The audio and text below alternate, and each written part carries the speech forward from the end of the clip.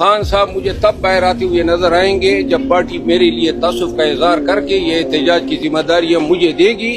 کسی کی مداخلت نہیں مانوں گا. پھر احتجاج کر کے دکھاؤں گا پورے پاکستان کو بھی پی ٹی آئی کا ورکر مجھ پہ اعتماد کرتا ہے. ورکر میرے ساتھ اور پاکستانی عوام ان کو نکالنا یہ ہنر جانتا ہوں.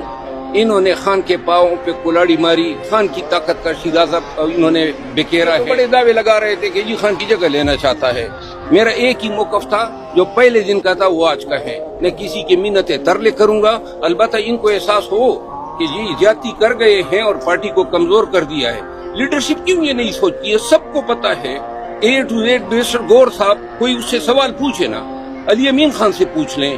آپ گزارش سنیں نا. یہ الزام یہ غدار یہ اسٹیبلشمنٹ یہ صرف الزام کافی نہیں ہے نا. 1.5 سال میں کوئی لے آتا. وہ جو ہم 3 دفعہ جیلوں میں گئے, وہ جو ہمارے گھر مسمار ہوئے, وہ جو ہمارے بردر ان لا اغوا ہو کہ ان کو نامعلوموں نے مار ڈالا, یہ جو 57 FIR ہوئے, یہ جو مجھے انہوں نے ڈسکوالیفائی کیے الیکشن میں فارم 47 کے تحت میرا نتیجہ تبدیل کر رہے